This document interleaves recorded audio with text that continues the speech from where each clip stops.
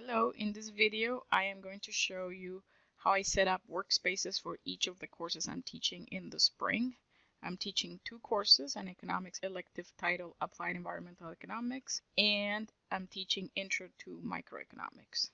If you're not familiar with Slack, the first thing you have to do is to go to the website, and you see that there's an option to try Slack for free. I have not paid for Slack, and I can use the free version with no problem. You would use your school email address here, and then you create an account. I already have an account, so I'm going to go to the browser where I'm already signed in.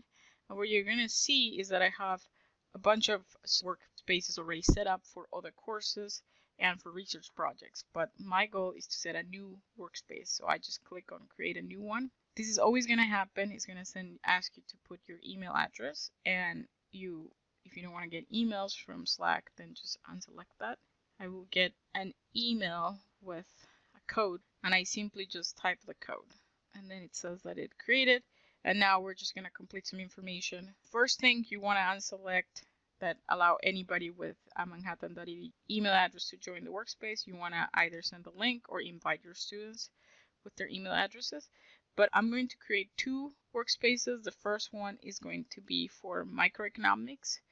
I'm going to use 203, which is the course number. I only teach econ courses, so I don't have to put the econ before that. And then I want to make sure that I know which semester, since I use this over and over. So that's going to be the title for my course. You could have done econ 203, but I'm going to show you why in a bit, why I'm using the 2 instead of econ.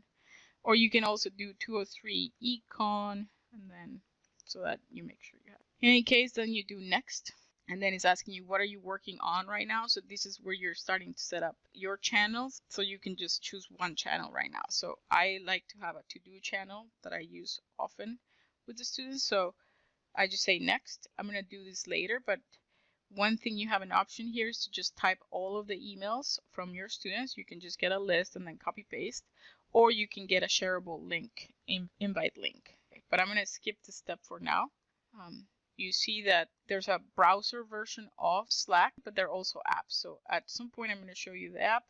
But here, the first thing I would recommend is that you change your profile. So you have, this is the profile for myself, and I can change it. I can say, okay. And then I can also say, okay, put it the same. Or you can do, if you go by something else, or Professor or you could do Dr. Gonzalez, whatever you want to do. You can add this if you want, and then you don't need to put your phone number. We're all in Eastern Standard Time. You can certainly upload an image. So this is the image I'm selecting. One thing you can do, you can crop if you want. This seems to be the right size, but if let's say you have an image where you want to zoom in, you can definitely change those. I just say save, and what you're going to see is that now I have a profile. And that's how I'm going to be shown to the students. I haven't added teammates yet, but I want to look at the channels first. So there's a general channel. You can change the name of the channel. Additional options, rename this channel. So I don't need a general name. I have actually given some thought of what sort of channels I want to have with the students. So one of them is I do in-class activities, and it all has to be lower cases without spaces or periods and cannot be longer than 80 characters. So I can rename the channel and students will know what I mean. So that's for in-class activities. I would like to have another channel. So I'm going to rename this one too, where I'm going to use this one for other. And I'll tell you why I want to use another other channel. So many times if I find an article that I may not assign to class, but it may be useful for students and I would like to recommend it, I can use it in this other channel. With that also in mind, if I see an event on campus that seems interesting and I would like to promote, I can put it here. If I see an internship opportunity, especially for this intro level course, that seems intriguing, I can definitely put it here. So it's a nice way of sharing information with students that is not related to class. And you can definitely specify what that channel is. So I can specifically say here, this is a channel where I will share information that is not related to course requirements. but may be of interest or something along those lines. Like you can change these as you go and so on. So I have ICAs, other, and to do. I'm going to add one more channel. I'm going to add this for remote students. I teach in a hybrid way, so I'm going to have both on-campus students and remote students. And this one is going to be the channel for remote students only. And I'm going to make this private because I want to invite all the students to join, like my remote students. So when I get my roster, I will basically move the remote students to this channel. For the other channels I have created, all of them are going to have access to the channels. Okay, in addition to these channels, I'm going to create channels for teams because I use team-based learning, and even if I'm doing this hybrid system, my goal is to still have groups of students where they can work together even with the social distancing, and I think this app is actually going to be very useful for that. My next goal is to create a channel for each team, and I will make those channels private because public channels, the ones that have the pound sign before the name, these are accessible and can be joined by any member in your Slack team. So private channels are only accessible by those people who are invited. So because each team is going to be permanent throughout the semester, I can invite the students who are part of that team to join, and they can have their own channel. But before I do that, I also want to show you that you can actually open the Slack app. So I have downloaded the app, but if you want to download the app, you can simply go download, and then you can choose if you're for Windows or Mac. You can use also within your phone. You can get the Slack app. I already have it, so I'm not going to show you that. But right now what I'm going to do is I want to go down to the open the Slack app option. So now you can see the reason I chose the 2 before is because I wanted to identify. For most of my other courses that I like, economics, spring 20, like these two look the same. So that doesn't really give me a good sense right away if I want to go to it. So by naming the course 203, that allowed me to do that easily. Now I'm going to, as I said, I'm going to create channels for teams. So I'm going to create a new channel and I'm going to call it team 1. And this description is optional. I'm going to make it private. At some point, I will be done with all of this process and I will set all of my channels before I invite students. So the last step would be how to add teammates. And here you can type the emails out. So if you are in a small class and you have the list, that may be easy, but otherwise you can copy the invite link and then students can follow directions.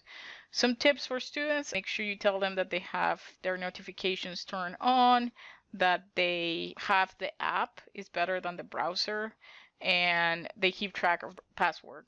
That's also a recommendation for all of you. Now, I want to show you how I'm going to set up the other workspace, but for the other course. So I'm going to go here and I'm going to say create a new workspace. But notice that here you can find workspaces, sign in to other workspaces, but I could create a new one.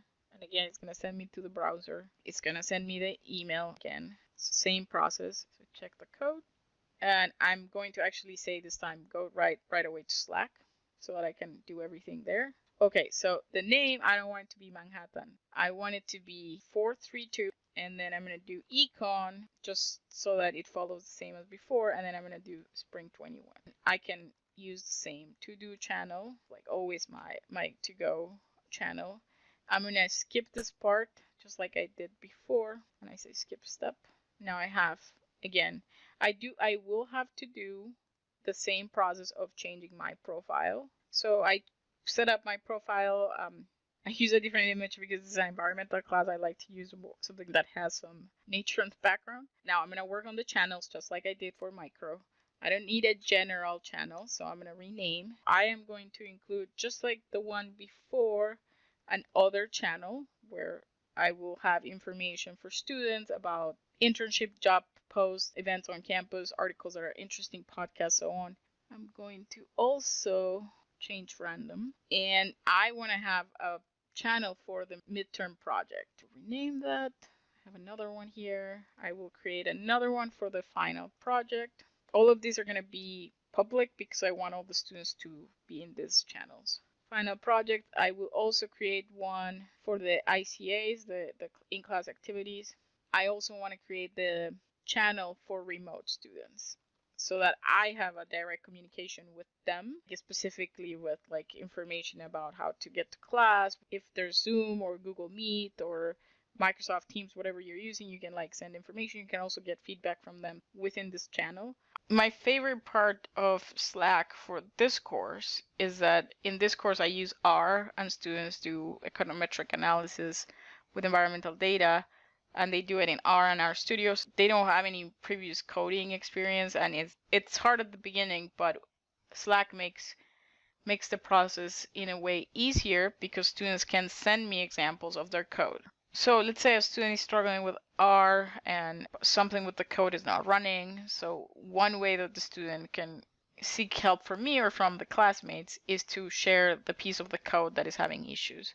And to do that, you could just create a code block here and then just paste from R, and then it just sends to me as it would be showing up in R. It's very different than just pasting. In ways, it's easier for the faculty and the other students to see the code as it would show up on like the typical RStudio console, or as opposed to just get a bunch of code copy and paste that is not formatted in a similar way. And so it's really useful in that sense. You can like get like big chunks of code. Example, student can send me this big chunk of code and I will see it just as if it was being portrayed in RStudio. I'll show you where I copy that, and you'll see that it looks fairly similar. So this was the piece of code I just copy pasted.